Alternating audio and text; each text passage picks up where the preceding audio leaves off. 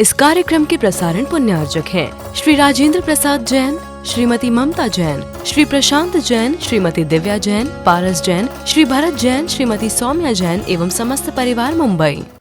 बिना किसी भूमिका के आगे का विषय एक गाथा के माध्यम से स्पष्ट कर रहे हैं। जय देवो विय रख दे, मंतो तंतो ये खेत पालोय, मीयमानं पे मनुष्यम तो मनुया अखया होती।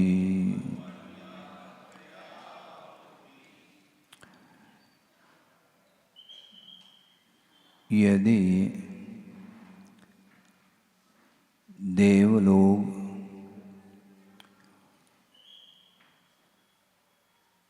मरण अवस्था को प्राप्त इस जीव की रक्षा करते हैं, मंत्र तंत्र इत्यादि के माध्यम से यदि जीव की रक्षा होती है, क्षेत्रपाल आदि के माध्यम से भी मरणोन्मुख जीव की रक्षा यदि होती है, तो सारे सारे मनुष्य अक्षय सिद्ध हो जाएंगे, कोई मर ही नहीं पाएंगे, क्योंकि उनके आश्रित अपन जी रहे हैं।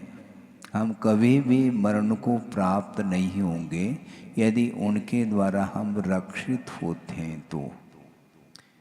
इसलिए कोई भी किसी की रक्षा नहीं कर सकता। इसमें बहुत बड़ा रहस्य छुपा हुआ है।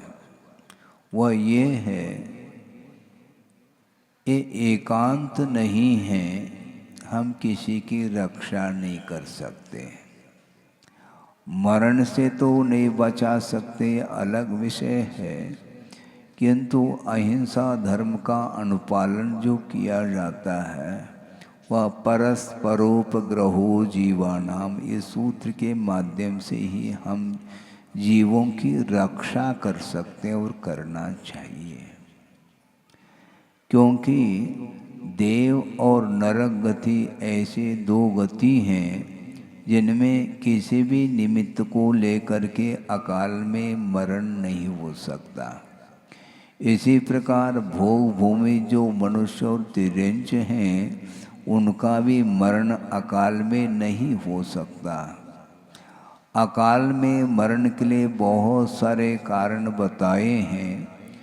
विष की वेदना के माध्यम से, रक्त का स्राव होने के कारण, भय के कारण, विषवेन रक्तकय भय संक्लेश परिणाम के द्वारा, शस्त्र के प्रहार के माध्यम से, विष भक्षण करके, जलमग्न हो करके और अग्नि आदि के माध्यम से अकाल में मरण को प्राप्त करता है।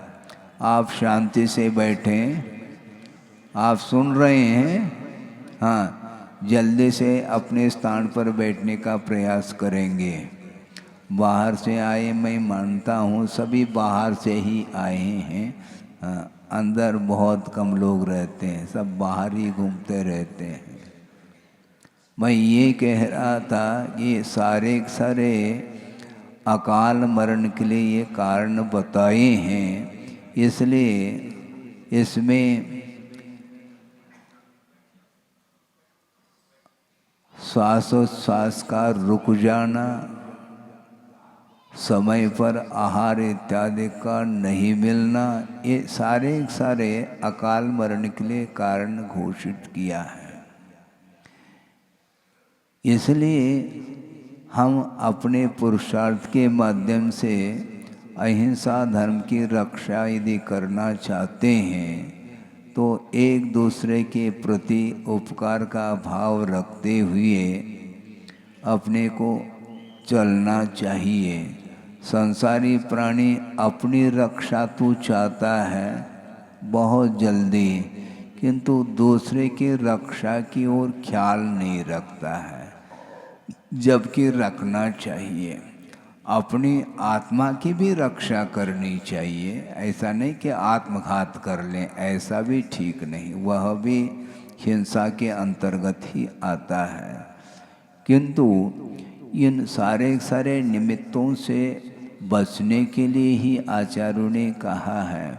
एक बहुत अच्छा प्रसंग आता है, गुरुदेव ने भी रखा है कि किसी के मन में ये भाव आ सकता है कि अभी अच्छा शरीर है, पुष्ट शरीर है, कोई रोग नहीं है, सारी इंद्रियां काम कर रही हैं, शरीर में किसी भी प्रकार से शिथिलता नहीं है, इसलिए इस जवान अवस्था में ही रत्नत्रय आदि धारण करके हम सल्लेखना तत्काल ले लें तो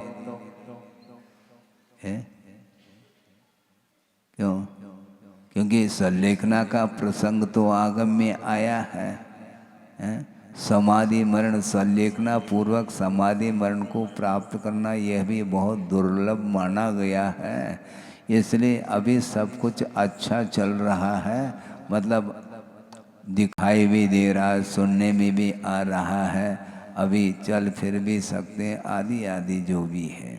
इसलिए होश हवास अभी अच्छी है, इसलिए अभी ले लिया जाए।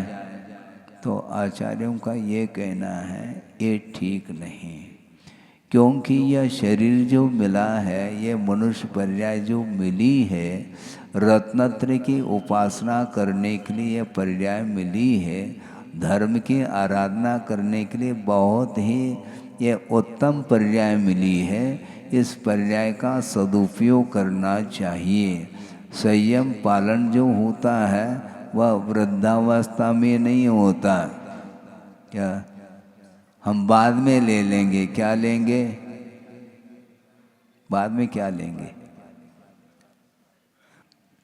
प्रासंगिक एक श्लोक मुझे स्मरण में आ रहा है। ये कहाँ का श्लोक है मुझे ज्ञात नहीं, किंतु गुरुदेव के मुख से भी इस श्लोक को कई बार हमने सुना है। वो सुनी हुई बात को ही हम सुनाते रहते हैं। यावत् स्वास्थ्यम शरीरस्य, डॉक्टर साहब, यावत् स्वास्थ्यम शरीरस्य यावत् चेन्द्रिय संपदः तावत् युक्तम तपः कर्म वार्धक्ये केवलम श्रमः। वृद्धावस्था में केवल श्रम ही होता है, तप नहीं हो सकता। जब तक स्वास्थ्य ठीक है, शरीर अच्छा है, जब तक इंद्रियां काम कर रही हैं, कोई रोग आदि नहीं है, कोई भी प्रतिकूलता नहीं है, और विशेष रूप से तप साधना करने की क्षमता शरीर के अंदर है, तो शुभ से शीघ्रम करना चाहिए, ये कहा गया। क्योंकि वृद्धावस्था में वह न उठ सकता है, न बैठ सकता है, न आंखों में कोई रोशनी उसकी है, और सुनने में भी नहीं आता, बल्कि स्मरण शक्ति, मेमोरी, वह भी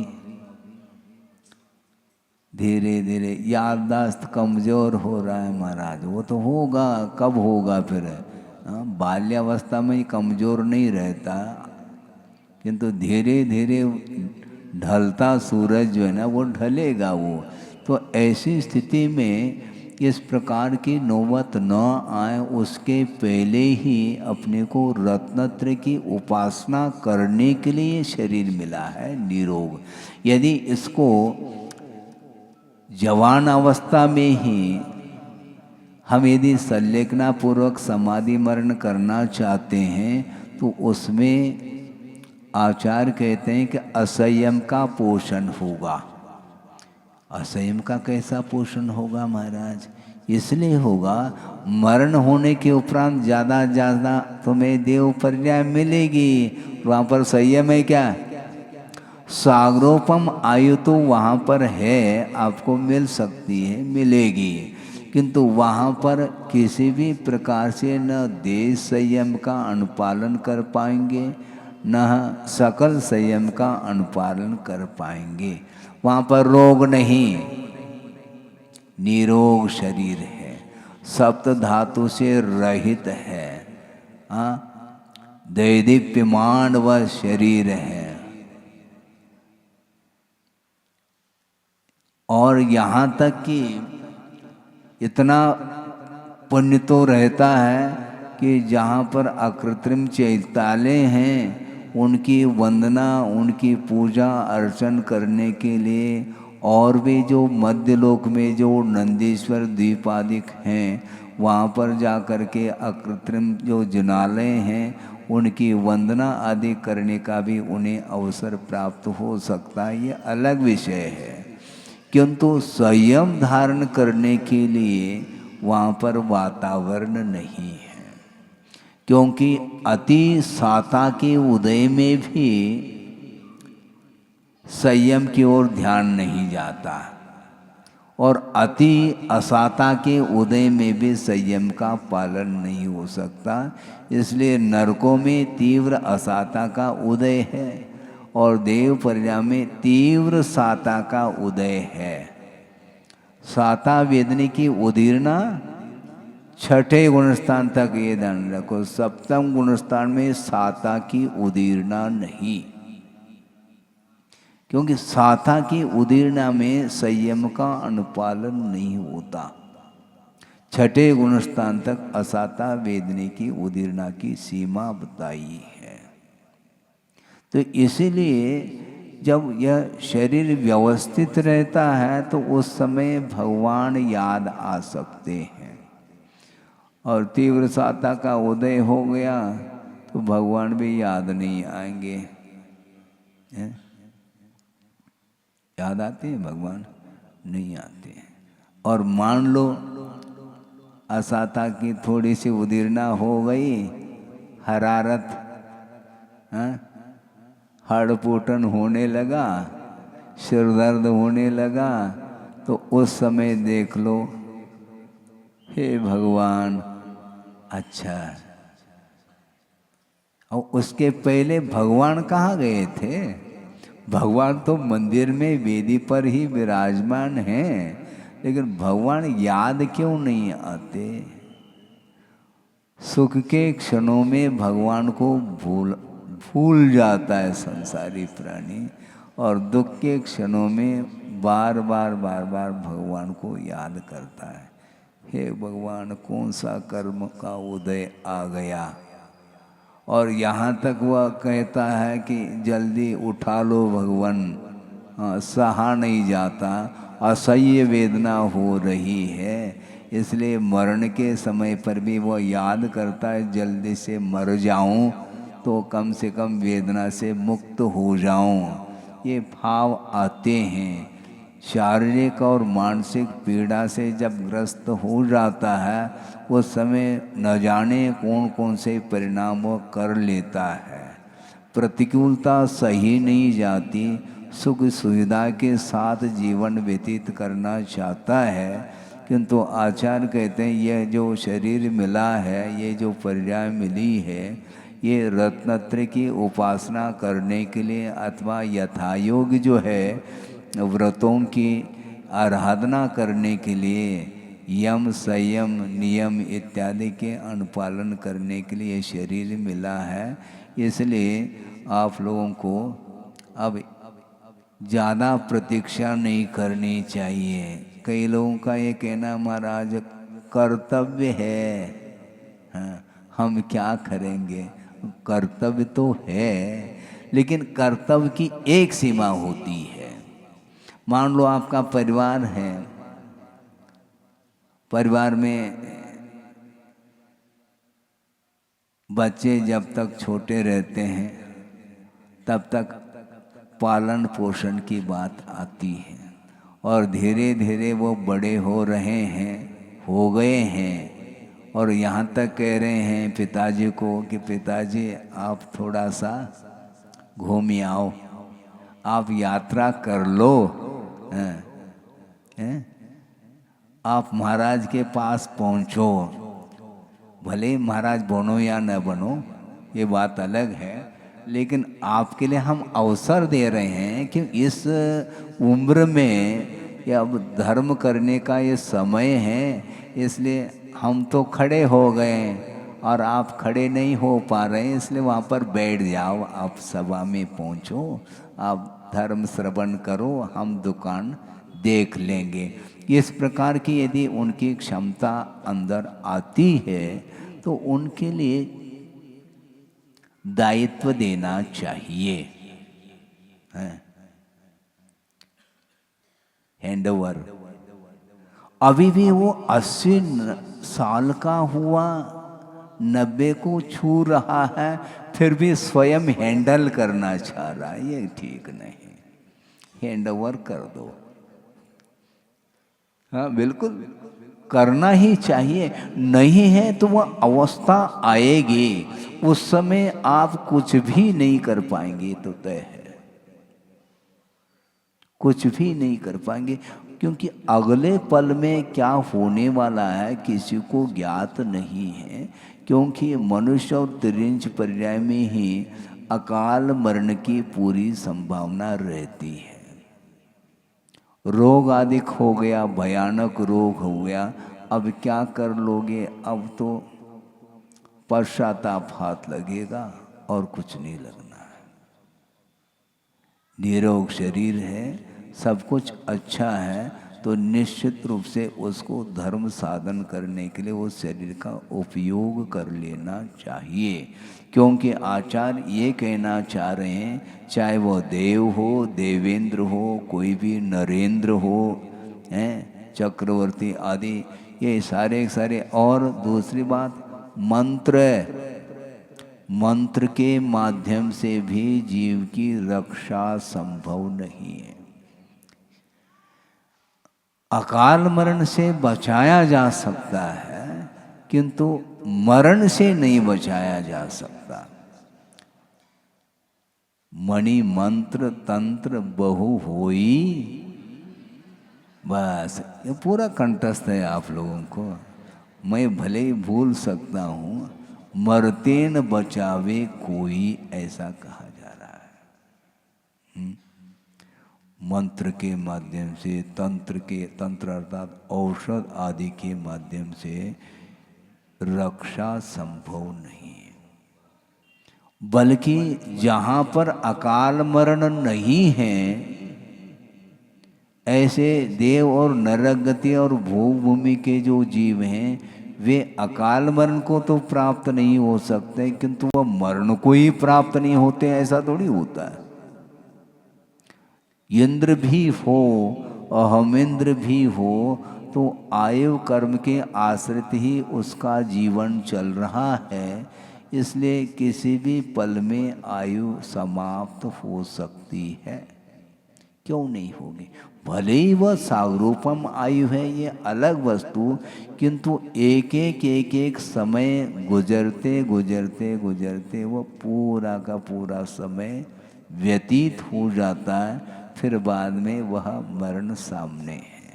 फिर कहाँ जाना है? जहाँ जिस गति का तुमने बंद किया है वहाँ पर जाना पड़ेगा। तो ये सारा वैभव छूटेगा क्या? तो छूटना ही है। तुम छोड़ो अथवा न छोड़ो, छूटेगा वो। इसलिए छूटने के पहले छोड़ दो तो ज़्यादा अच्छा है? ये नहीं होता, चाबी छूटती नहीं। चाबी जो है ना वो छूटती नहीं, हैंडल करना चाहता। वो बहुत रस आता है, बताते हैं उसमें, वही जाने वो। हाँ, वृद्ध होने के बाद उठने बैठने की क्षमता नहीं है, लेकिन थोड़ा 10-15 मिनट स्वाध्याय कर लो। महाराज स्वाध्याय में मन नहीं लगा था, फिर काय में लगत है?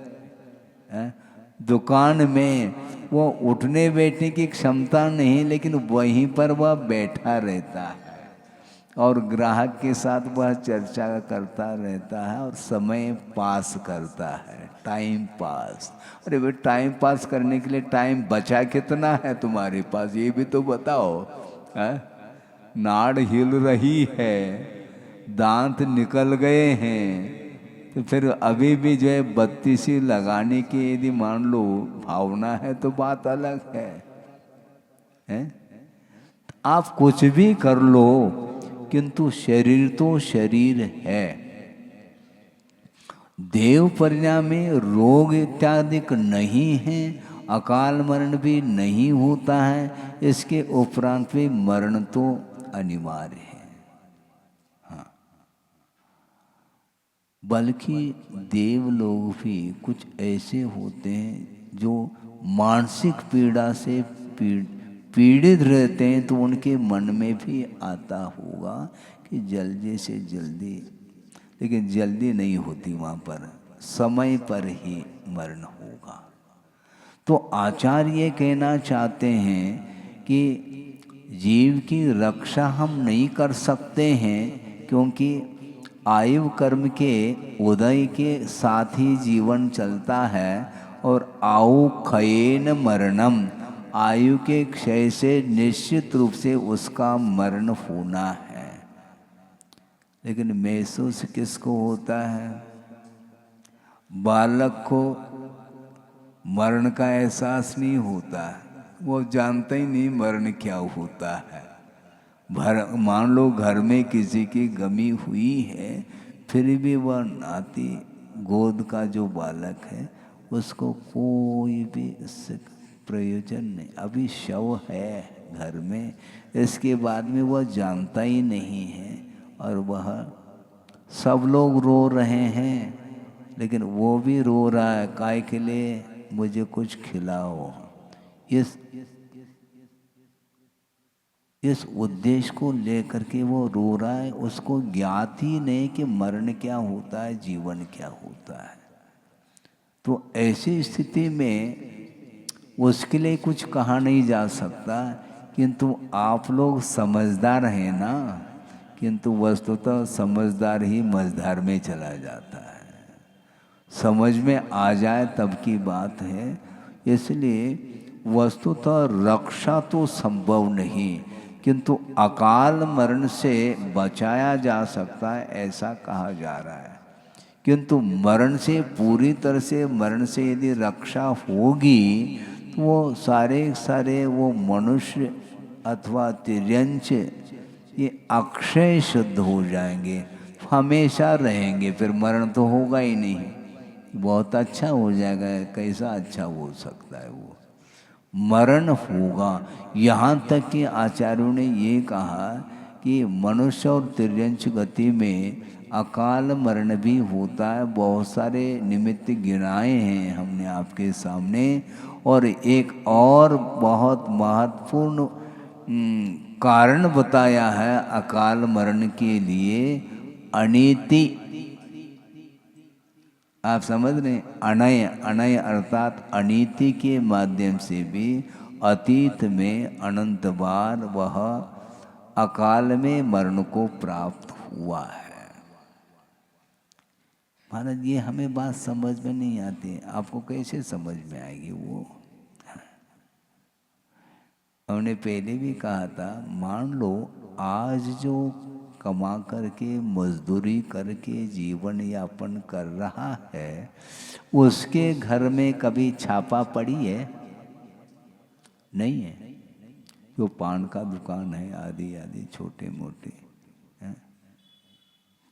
चाट के ठेले, तो उसके पास गिनने के नोट, गिनती के नोट है उसके सामने, बस उतना घंटे 2-4 घंटे में उतना कमा लेता है, और वह भोजन बना करके खा लेता फुर्सत। अब उसके पास कुछ है ही नहीं संपदा, तो कौन जाएगा चोरी करने के लिए? और जो बिल्कुल गिनीज बुक में आ रहा है तो सबके निगाह में है वो, भैया वहीं चलो माल मिलेगा। तो ऐसी स्थिति में वो जा करके वह सीधा सीधा कह देता है, जल्दी करो, चाबी दे दो, मैं निकाल दूंगा। कहाँ कहाँ पर है, आप बता दो, मैं निकाल करके ले जाता हूँ। नहीं कहते हैं तो फिर दिखा देता है, तो उससे भयभीत हो जाता है। प्राणों की रक्षा के लिए वह चाबी को दे देता है। और यहाँ पर धार्मिक क्षेत्र में बोली होती है, तो कैसे बोली होती है वो? डॉक्टर साहब हंस रहे हैं। वो बोली कैसी होती है मालूम है? चेन पुल्ली जैसे, बिल्कुल एक एक इंच खिसकती वो बोली। हाँ, एक एक इंच खिसकती है। किसी ने कुछ कहा 100 रुपये बढ़ा दिया, 1000 रुपये बढ़ा दिया, बस ऐसे खिसकती जाती है। वो नोट खिसकते नहीं हाथ में से। और वहाँ पर सब कुछ दिया जा रहा है, इसके बाद भी ले करके उसको ख़त्म करके चला जाता है, उसका वध करके जाता है, ताकि स्वयं की रक्षा की बात आती है। ऐसा न हो कि मैं पकड़ में न आ जाऊं।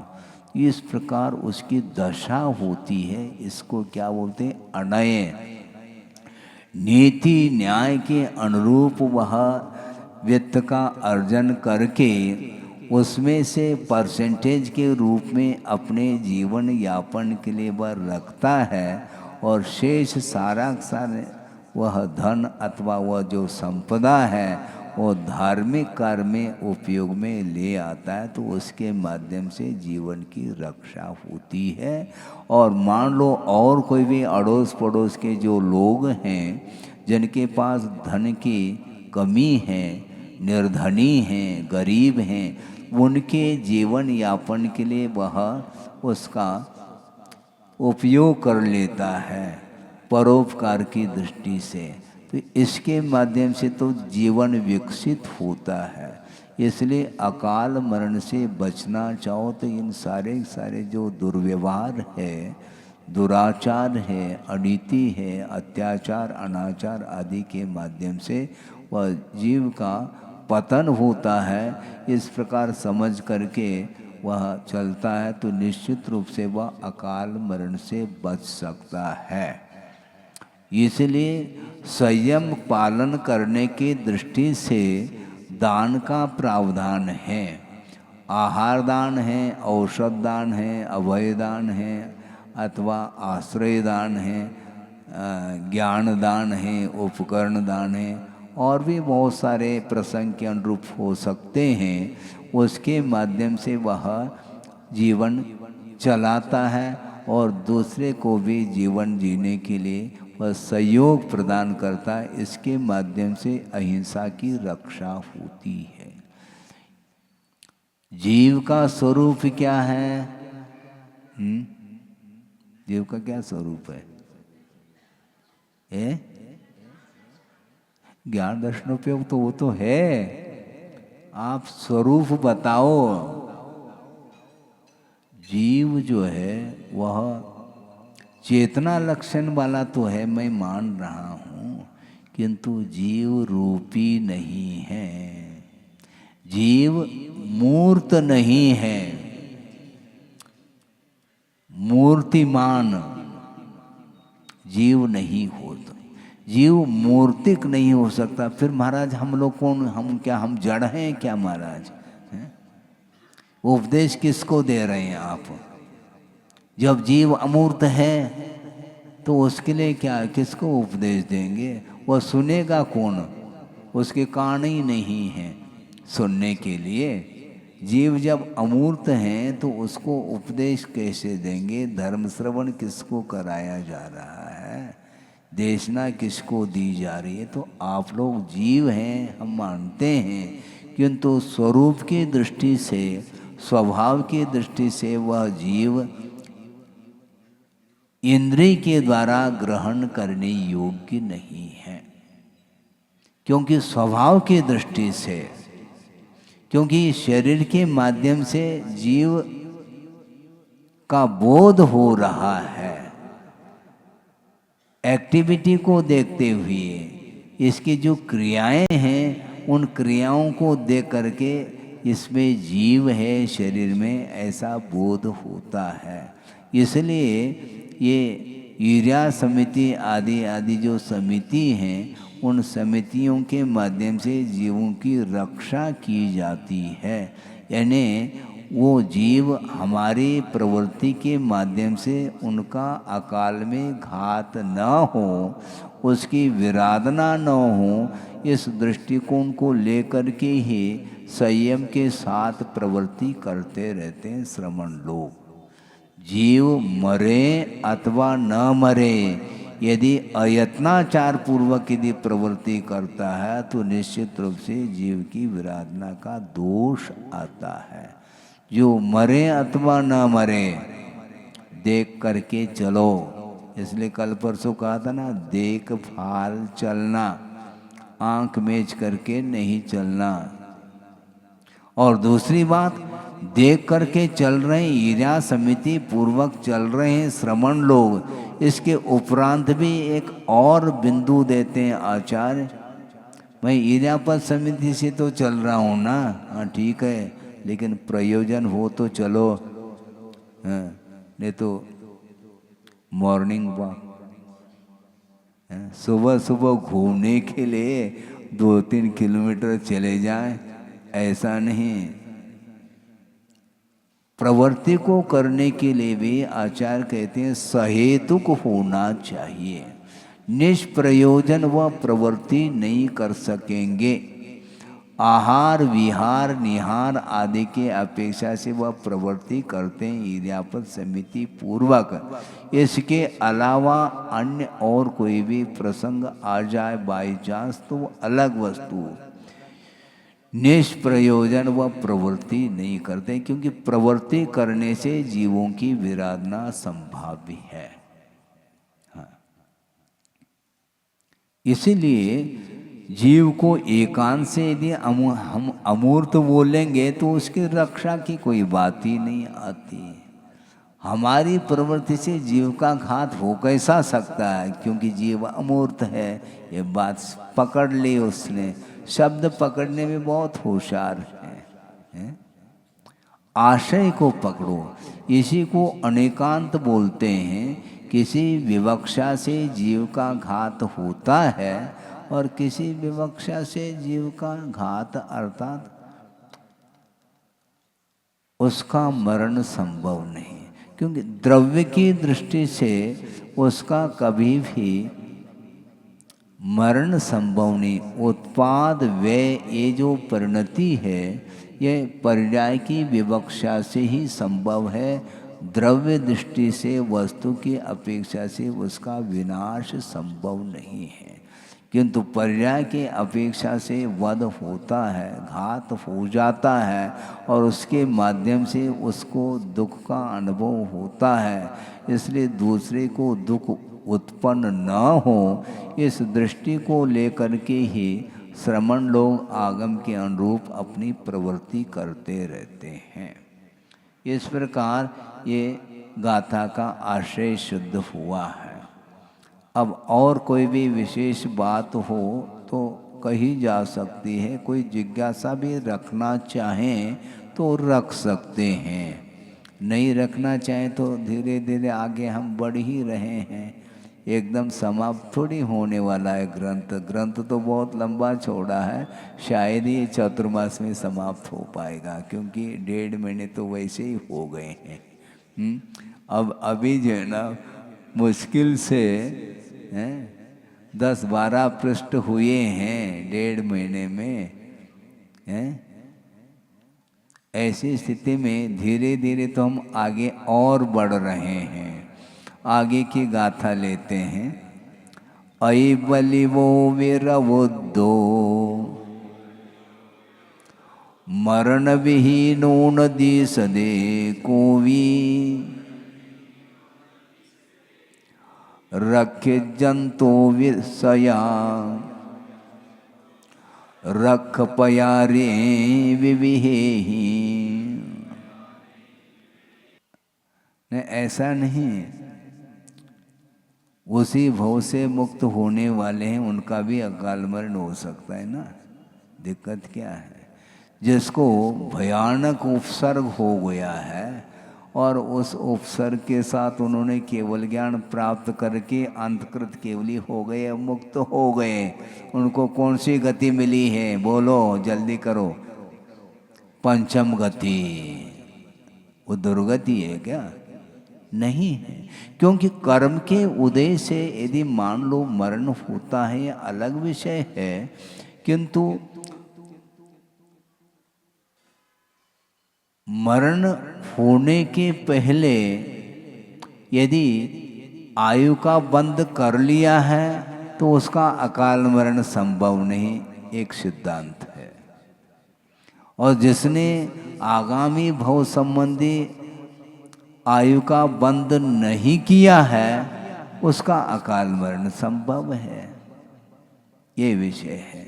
तो मरण के समय पर उसके परिणामों के ऊपर निर्धारित है। हाँ, उसकी लेशा और उसके परिणाम उसके ऊपर निर्धारित है। बहुत अच्छा आपने प्रसंग दे दिया। हम धीरे धीरे आगे बढ़ रहे थे और विषय मिल जाएगा इस निमित्त से। ये अनिवार्य नहीं है कि अकाल मरण के साथ दुर्गति ही हो। हाँ, और सकाल मरण के साथ सद्गति ही हो, ऐसा कोई नियम है क्या? तो नियम क्या बनाना चाह रहे हैं आप? हैं? जिसका अकाल मरण नहीं उसकी सद्गति हो जाएगी, ऐसा कोई नियम नहीं है। नियम ये है कि उसके परिणाम के ऊपर निर्धारित है। जैसे पहले भी ये प्रसंग दिया था, वो अलग प्रसंग था, उस उदाहरण को यहाँ पर प्रसंग बनाया जा सकता है। वो ये है,